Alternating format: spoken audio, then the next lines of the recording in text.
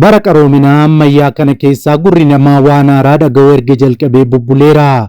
Keessattuu teekinooloojiiwwan kanaan dura nu biratti baratamaa hin taane arguun akkaan dabaleera. Akkuma kana ammoo dogoggoroonni goyyomsaan teekinooloojiiwwan fayyadamuun dhala namaa irratti raawwataman baay'eedha. Keessumaa uummata irratti rakkoo kan uuman. Waan baay'ee nama dhibuu bilbilli harkaa moobaayilli qabannee deemnu kun erga kalaqamee waggaa 50 iyyuu hin guunne. Kana biras darbee teekinooloojiiwwan dandeettii namtolchee AI'dhaan hojjetaman ammoo ammumaa waan nuti barbaannu hojjechuu danda'u.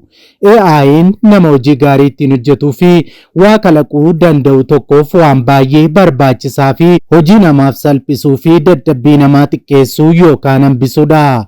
Kana jechuun nama fayyaa tokko dhukkubsataa godhii sireerra naaf cibsi yoo jenneen sekoondota gidduutti nuuf jijjiiree nuuf kenna. Akkasumas viidiyoodhaan nama dhaabbatee jiru tokko muuziqaa wajjin naaf hojjisiisi yookaan jecha kana akka inni jedhu naaf godhii yoo jenneen ammuma waan nuti itti kennanne sana nuuf hojjechiisee nuuf taphachiisa.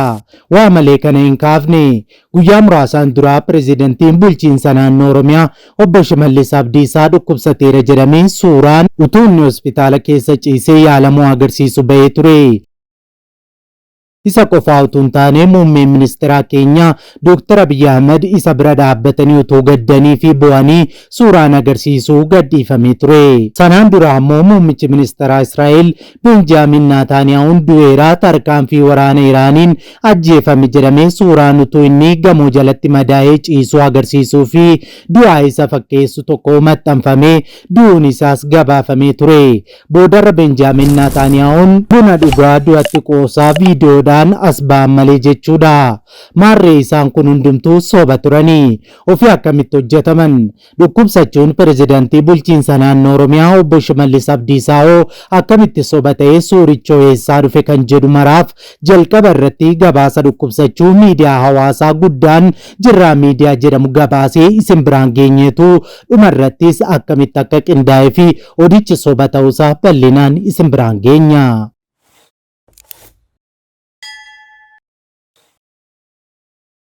Video kana like gochuudhaan jalqabaa.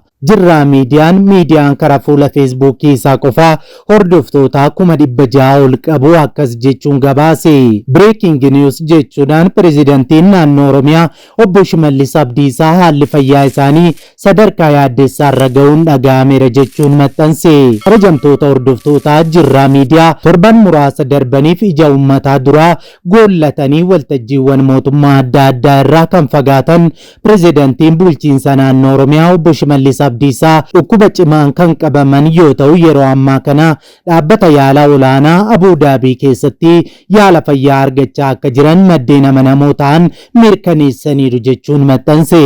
Itti fufees pirezidaantichi yeroo ammaa kana hospitaala beekamaa Yuunaayitid Arab Emireet keessatti yaalamaa kan jiran yoo ta'u haalli fayyaa isaaniis baay'ee yaaddessaa ta'uun mul'ateera jechuunis maxxanse.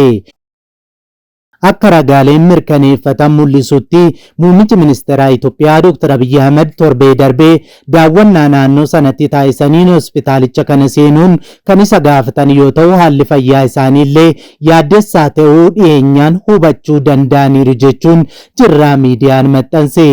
Walgahii sadarkaa olaanaa fi sochii siyaasaa naannoo Oromiyaa keessatti yeroo dheeraaf hin argamne waltajjiiwwan siyaasaa adda addaa irraa baduus odeeffannoon ammaa mul'achaa jiru garuu sababni badiisa isaa haala fayyaa hamaa waliin kan wal qabatu ta'uu mirkaneeffameeras jedheera. Itti dabalees kominikeeshinii mootummaa naannoo Oromiyaas ta'ee mootummaa federaalaa irraa ibsi kan hin kennamne ta'ulleen haalli fayyaa qondaala kanaa wiirtuu xiyyeeffannoo siyaasaa biyyattii ta'ee itti fufee jira jechuudhaan maxxanse.